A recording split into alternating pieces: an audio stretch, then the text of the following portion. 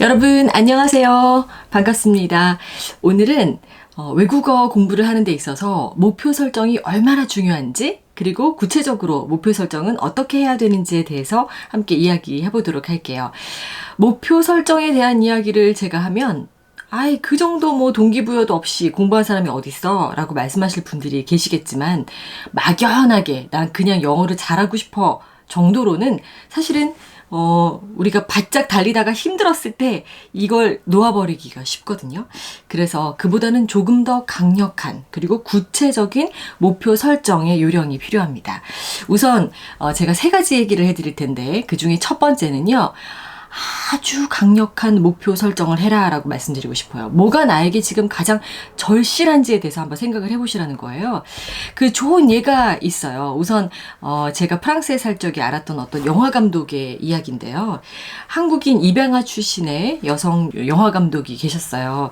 그런데 이분은 정말 좋은 집안에 입양이 돼서 그 교육도 잘 받으셨고 아주 사회에서 예술가로서 자리매김을 잘하신 그런 분이에요.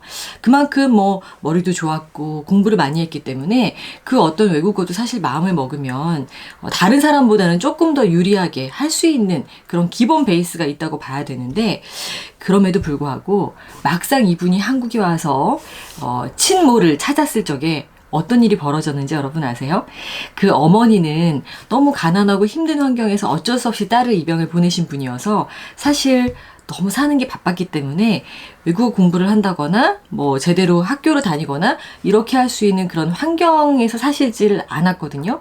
게다가 나이도, 이 딸은 40대지만 어머니는 이제 이미 70대에 접어든 그런 상태였죠.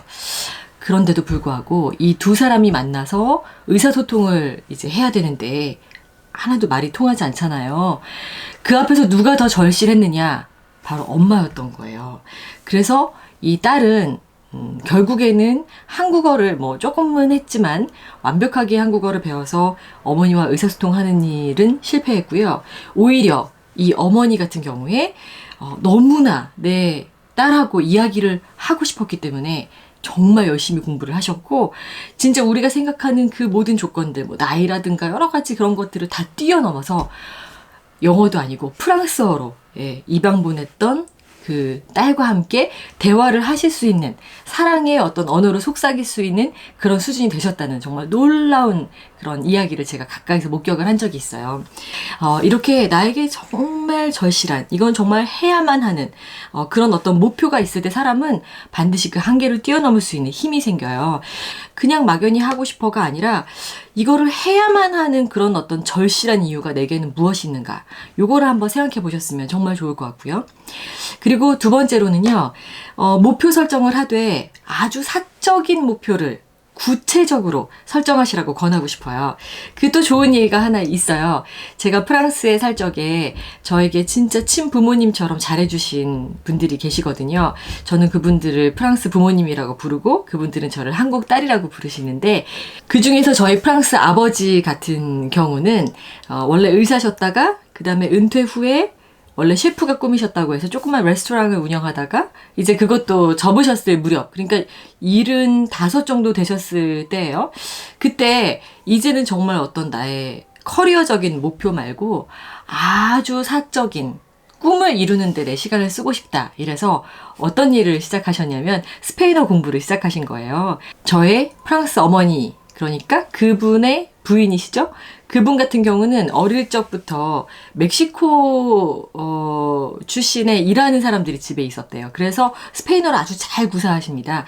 그 모습을 평생 보면서 부럽기도 했고, 언제나 스페인 이 따뜻한 나라에 가서 여행을 한번 혼자 해보고 싶다. 우리 꽃보다 할배 그 드라마처럼 배낭여행을 나 혼자 한번 해보고 싶어, 이런 꿈이 있으셨기 때문에 스페인어 공부를 그 뒤늦게 시작을 하셨죠. 그런데 어느 날 이렇게 말씀하시더라고요. 야, 그것보다는 조금 더 구체적인 목표가 필요할 것 같아. 그래서 이분이 생각하신 거는, 여행이라는 건 한 번 가면 그만이잖아요. 그래서 거꾸로 스페인에서 여행객들이 오면 내가 와인을 좀 아니까 이 사람들을 미니버스에 태워가지고 개인적으로 여행을 시켜주는 거야. 샴파뉴 지방에 가서 샴페인을 마시고, 어디 보르도 같은 데 가서 와인을 마시고, 그거에 대해 설명해 줄 수 있는, 그걸 스페인어로 할 수 있는 그런 가이드가 되고 싶다라는 목표를 70대 중반에 세우시고서 공부를 하기 시작하신 거예요. 너무나 간절한 개인적인 어떤 꿈과 연결되어 있는 그런 목표이다 보니까 정말 한 스텝 한 스텝 한 스텝 밟아 나가서 그 레벨 테스트를 1 그리고 2까지 합격해서 이렇게 자격증 받으신 걸 제가 봤거든요. 일단 출발점 자체가 얼마나 간절한 목표 그리고 얼마나 개인적인 목표를 세우느냐는 것은 아주 중요합니다. 끝으로 한 가지 말씀드리고 싶은 거는요. 이렇게 어떤 목표가 있을 때 굉장히 멀어 보일 수 있잖아요. 그래서 여러분께서 꼭 하셔야 되는 게 내가 뭐 1년 후에 세계 일주를 할 건데 나 가이드 없이 우리 집사람이랑 여행 한번 할 거야. 요런 생각을 만약에 하고 계시잖아요. 그러면은 그 1년 후까지 계속 그냥 기다리면 안 되고 중간중간에 점검을 해줄 수 있는 장치가 필요합니다. 말하자면 아주 작은 목표들을 세우는 거예요. 단기 목표 설정. small wins라고 합니다, 영어로. 아주 작은 단계별 목표를 설정하는 과정을 거치시기를 권하고 싶어요. 1년 후 세계 일주. 그렇지만 여름 이후까지는 내가 자유롭게 듣는 거, 듣기에 아주 자유로울 수 있도록 요거를 한번 노력해 보겠다. 그리고 그 다음에 가을까지는 무슨 그 프리토킹 하는 그런 클래스를 들어가지고 친구도 사귀고 그 사람들과 자연스럽게 대화하는 걸 한번 해보겠다. 그리고 그 다음부터는 내가 뭐 가이드를 해줄 거니까 우리 집사람한테 내가 전 세계에 뭐 있는 그 미술관에 대해서 내용 공부를 그 나라 언어로 혹은 영어로 해가지고 사전 지식을 좀 쌓아보겠다. 뭐 이런 식으로 구체적인 계획을 세우시고 그거를 체크해 나가면서 하나씩 이루었을 때 그 기쁨을 즐기셔야 돼요. 그 맛을 봐야 됩니다.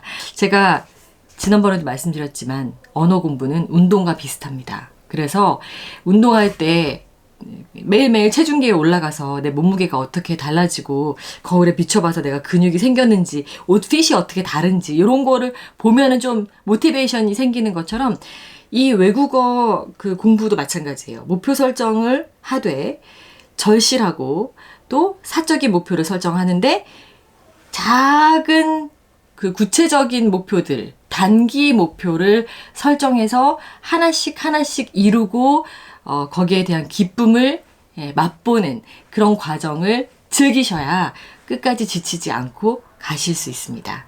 여러분 하실 수 있죠? 목표 설정 꼭 노트에 적으시고요.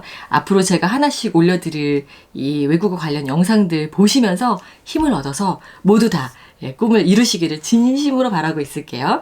자, 그럼 저는 다음 시간에 구체적인 외국어 공부법에 대해서 또 준비해서 돌아오도록 할게요. 고맙습니다, 여러분. 안녕!